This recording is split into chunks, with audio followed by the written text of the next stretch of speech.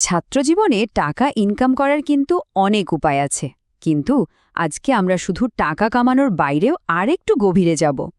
আমাদের আসল ফোকাসটা শুধু আজকের ইনকামে না, বরং ভবিষ্যতে কিভাবে একটা অ্যাসেট বা সম্পদ তৈরি করা যায় সেটা নিয়ে। তো চলুন শুরু করা যাক। আজকের পুরো আলোচনার মূল আইডিয়াটা বোঝার জন্য চলেন একটা ছোট্ট গল্প দিয়ে শুরু করি। এই গল্পটা শুনলে পুরো ব্যাপারটা একদম পরিষ্কার হয়ে যাবে। এই কথাটা একটা চায়ের দোকানের আড্ডা থেকে শোনা, মানে একজন ঝালমুড়ি বিক্রেতা আর একজন ক্রেতার মধ্যে কথা হচ্ছিল। ওখানে এক ইয়াং ছেলে বলছিল যে সে দিনে $50 ইনকাম করে, আর ওই ঝালমুড়ি বিক্রেতাও দিনে প্রায় 5,000 টাকার মতো আয় করেন। অঙ্কের হিসাবে কিন্তু দুইটা অ্যামাউন্টই প্রায় সমান, তাই না? কিন্তু দেখেন, যে ডলারে ইনকাম করছে তাকে নিয়ে হয়তো পডকাস্ট হবে, তাকে সবাই বাহাবা দেবে, কিন্তু ঝালমুড়ি বিক্রেতার এই মেহনতকে কেউ ওভাবে দেখবে না। এখান থেকেই বোঝা যায় যে আমরা প্রায়ই ডলার বা বিদেশি টাকাকে অতিরিক্ত মূল্য দেই, আর লং টার্মের সম্পদ তৈরির আসল ছবিটা দেখতেই পাই না। এই গল্পটা আসলে একটা খুব কমন ফাঁদ আমাদের সামনে তুলে ধরে। সেটা হলো শুধু ডলারের পেছনে ছোটা, যেটা অনেকটা হ্যামস্টারের চাকার মতো। শুধু ঘুরেই যাওয়া হচ্ছে, কিন্তু কোথাও এগোনো হচ্ছে না। আসল লক্ষ্য হওয়া উচিত এমন একটা অ্যাসেট বা সম্পদের গাছ লাগানো, যেটা সময়ের সাথে সাথে ফল দেবে। আচ্ছা, তো এবার চলেন মুয়ের একদম প্রথম ধাপে যাই, মানে এমন কিছু কমন চাকরি যেগুলো পাওয়া খুবই সোজা, কিন্তু এর একটা অদৃশ্য মূল্য দিতে হয়। স্টুডেন্টদের জন্য সবচেয়ে সহজ শুরুটা কি? অবশ্যই টিউশনি বা কোনো একটা পার্ট টাইম জব। পকেট খরচের জন্য, নিজের খরচ চালানোর জন্য এটা দারুণ একটা উপায়। কিন্তু এখানেই কিন্তু একটা বড় ফাঁদ পাতা আছে, যেটা আমাদের পরের ধাপে যেতে বাধা দেয়। দেখেন, ফাঁদটা কিভাবে কাজ করে। প্রথমে একটা টিউশনি থেকে হয়তো 5,000 টাকা এলো। এরপর টার্গেট হলো 50,000 টাকা আয় করা। তার জন্য 10টা টিউশনি দরকার। আর যখনই 10টা টিউশনি হয়ে যায়, তখন পার্ট টাইম কাজটা আসলে একটা ফুল টাইম জবে পরিণত হয়। তখন নতুন কোনো স্কিল শেখা বা নিজের কোনো ব্যবসা দাঁড় করানোর জন্য আর সময়ই থাকে না।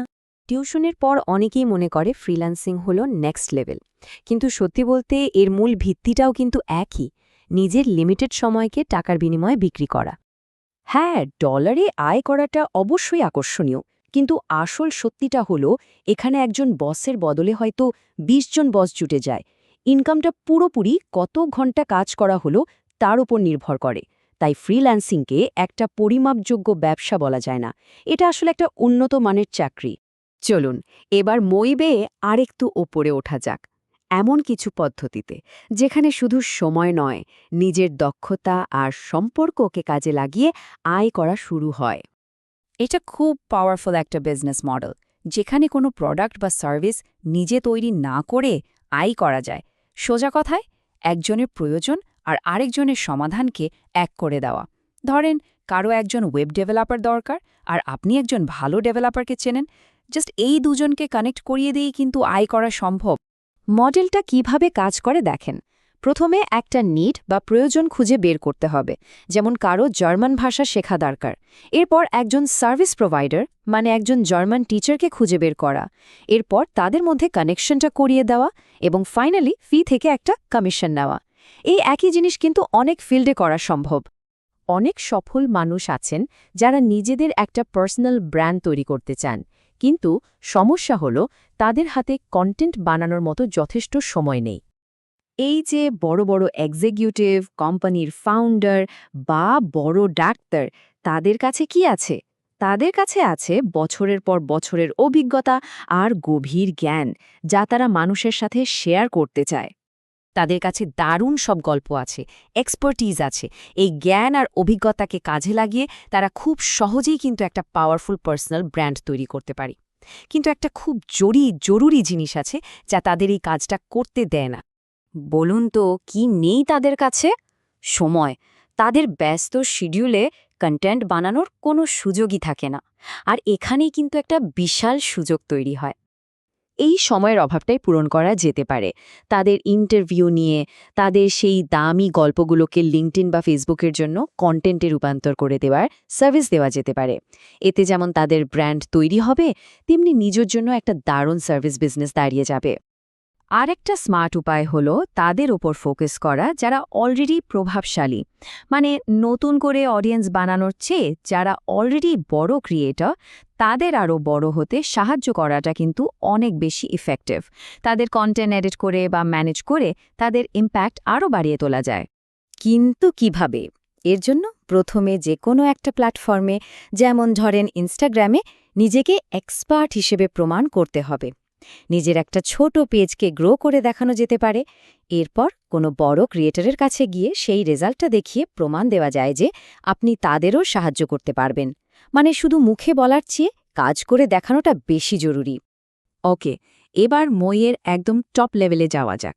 এমন একটা অ্যাসেট বা সম্পদ তৈরি করা যেটা নিজে থেকে আয় তৈরি করতে পারে, যেখানে সবসময় নিজের সরাসরি সময় দেওয়ার প্রয়োজন হবে না। ব্লগিং হলো একটা ডিজিটাল সম্পদ তৈরির দারুণ উপায়। প্রসেসটা বেশ সিম্পল। একটা পপুলার টপিক বেছে নেওয়া, সেটার ওপর এসইও করে কন্টেন্ট তৈরি করা, ট্রাফিক আনা এবং তারপর অ্যাড বা অ্যাফিলিয়েট মার্কেটিংয়ের মাধ্যমে আয় করা। আর সবচেয়ে মজার ব্যাপার হলো, ব্লগটা যদি সফল নাও হয়, এই পুরো প্রসেসে এসইও, কন্টেন্ট তৈরি আর মার্কেটিংয়ের যে স্কিলগুলো শেখা হবে, সেগুলো ভবিষ্যতে অমূল্য সাবিত হবে। ন্যাশনাল ড্রপ শিপিং একটা দারুণ বিজনেস মডেল।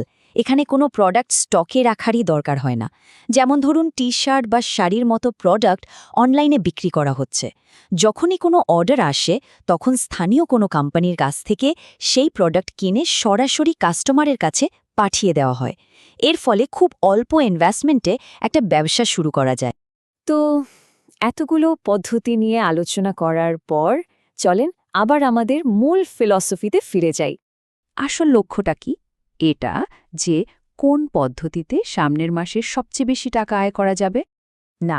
শুরুটা হয়তো টিকে থাকার জন্য একটা পার্ট টাইম জব দিয়ে হতে পারে বা সরাসরি কোনো সার্ভিস দিয়েও হতে পারে, কিন্তু এটা মাথায় রাখা খুব জরুরি যে ফাইনাল গোলটা হলো একটা পরিমাপযোগ্য দীর্ঘমেয়াদী সম্পদ তৈরি করা।